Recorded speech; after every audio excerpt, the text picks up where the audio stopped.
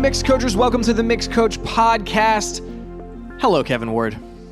Hello, John Wright. So this week on the show, we're going to be talking a little bit about some of the experiences that you're having this month and you've had in the past about the traveling to other people's studios to kind of consult and to talk to people about their studios and to kind of feel out, if there's something that people can do to improve, that sort of thing. So a little bit of an introduction here. This month, you're visiting 2 studios of some MixCoach members. In person, you're going there, and you're going to talk to them about, their studio setup, that sort of thing. So talk to us a little bit about how that all came about, and then also whenever this is going to be more about the prep. And then next week we'll kind of dive into one, after you've already gone to one. We'll do kind of a recap of what happened and that sort of thing. But this week we're talking about the preparation for it and how you approach kind of before you walk in the door to a consulting thing like this. What are you looking for, that sort of thing, and how did you get into these 2 situations of going to someone's studio? Oh, well, I don't think there's a one solution for every mixer. I mean, some mixers are fine to download tracks and mix their tracks, mix the MixCoach member tracks in their studio and then submit it, get mixed feedback. All that stuff is available, and that works perfectly fine for some people.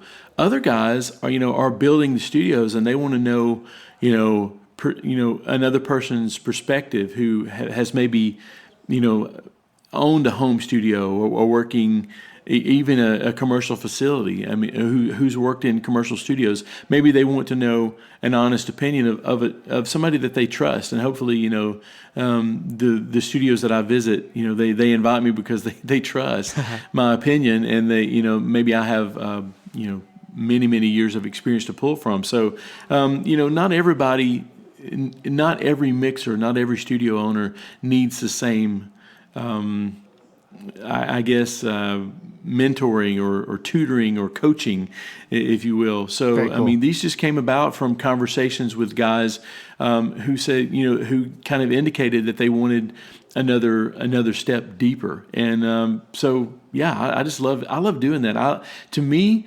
my strength, if I have any strength, really, one of them is strategy. I mean, it seems like it just comes easy for me that I can assess the situation and say, okay, here's what I think needs to happen next. And I feel that just kicks in with me when I go into someone's studio who wants an opinion from me. So a lot of times, by the very nature of you having visited so many studios and knowing kind of what works and what doesn't in Nashville, and you've worked in LA and at Capitol Studios there, and in Asheville as well. So I mean, you've been in so many studios over time. You just kind of figure out, hey, what works and what doesn't, right. And so being able to identify those elements in someone else's studio becomes kind of second nature at that point. Right. Yeah, it's just pulling experience, whereas, it takes a certain amount of experience to know when you should, turn a knob all the way up or pull something out of a signal chain altogether. It takes a certain amount of experience like that, and experiencing different studios around the world. Literally, you kind of pick up on oh, that's cool. Oh, this is not cool. Or they should, this studio needs to do what this other studio did. So I just think that is fun and hopefully helpful. Definitely, and it's also, I always think about the question I always ask is, what if there's one thing that I could change about this mix or this room or whatever it is? What would that be? And then start from there.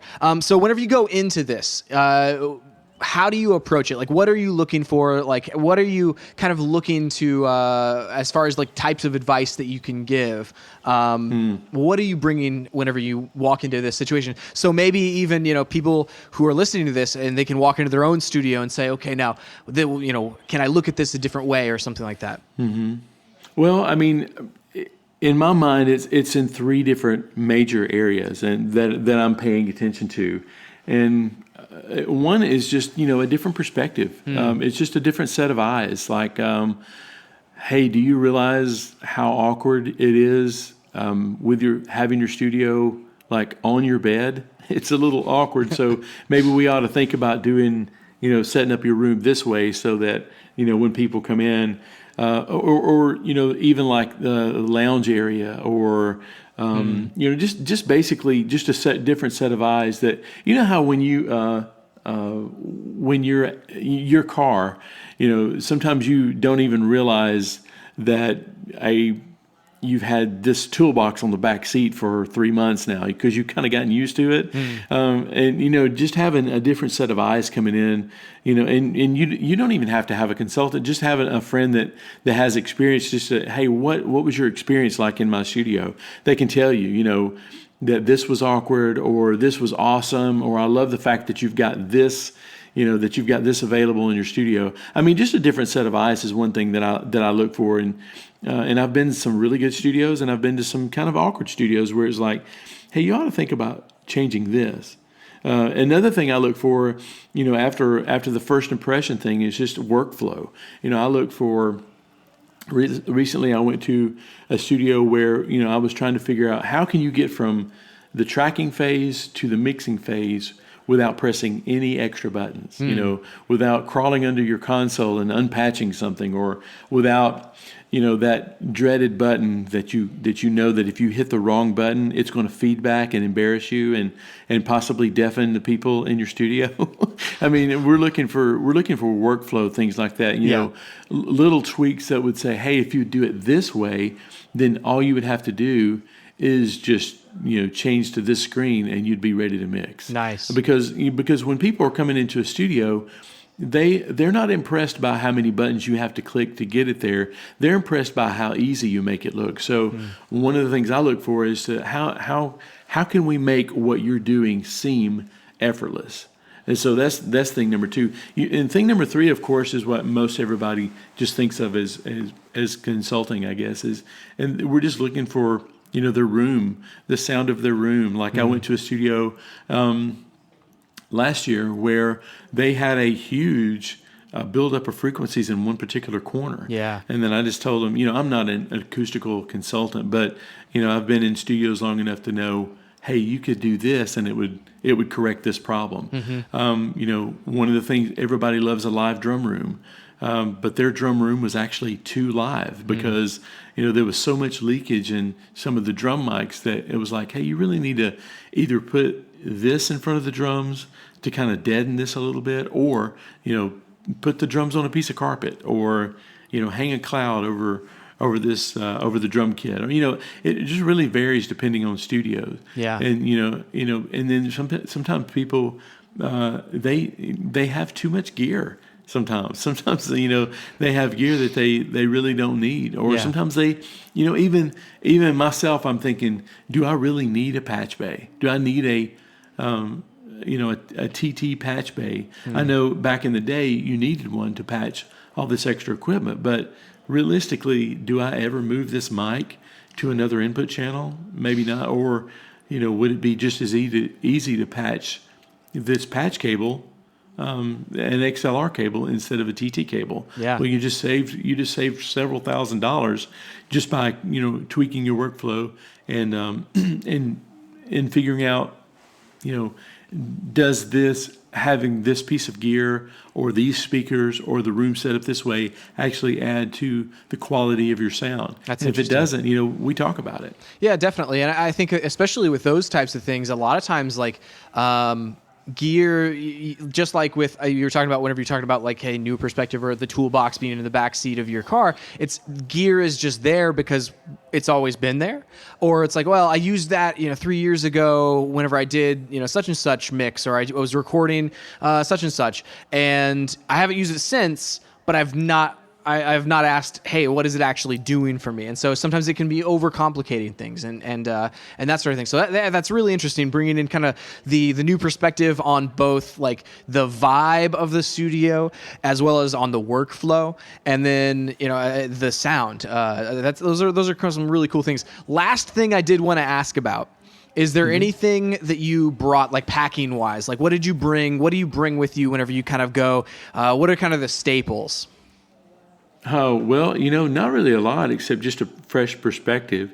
Whenever I'm consulting in a studio, though, and I fly, and there's a long flight, I mean, I do this anyway, but I always bring my either headphones or something, noise canceling headphones, just so that my ears are not so tired when I get there. Definitely. Because usually what we'll end up doing is we'll mix a song in their studio, and so they can see, what my workflow is in their studio. And I just want to make sure that my ears are as fresh as they can be, after a flight. So I usually, earplugs or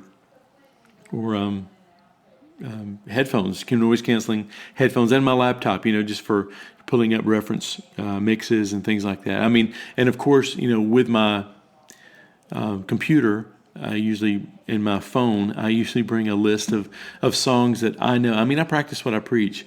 I bring songs to listen to in their studio where I can say, oh, wow, the low end sounds funny. It sounds different in your monitoring space than it does where I'm used to. Let's dig into that a little bit and find out if yours is right, or if mine is right, or if it's somewhere in between. Yeah. And we had a podcast, I guess it was a few weeks ago now, about reference mixes and kind of how we both approach reference mixes and that sort of thing. So that's awesome that you're also bringing those along. So yeah, man, this is some really good stuff. I guess next week on the podcast, you'll have come back from one of these visits, and we'll kind of chat a little bit about that specific visit, kind of dig in there into some of that. So your experience, essentially a trip report, if you will. But yeah, man, I also wanted to point out, like, if anybody wants to get in on the MixCoach Experience Weekend, which we talked about last week on the podcast, head over to the mixcoach.com/experience. That's a weekend where we're going to get together here in Nashville, bring a bunch of people in internationally, as well as all throughout the United States. People coming together to go into Sony studios. We're going to be tracking. We're going to have stations available where you're going to be pushing the record button sometimes. You're going to be in by the drums sometimes. You're going to be in, and checking out, see the communication between the musicians sometimes. There's going to be a lot of fun stuff that are going on that weekend. So head over to mixcoach.com/experience for more details, as well as to sign up to be notified whenever the tickets for that go on sale. Thank you for listening to the MixCoach podcast. Make sure to head over to your podcast service of choice and rate and review the show.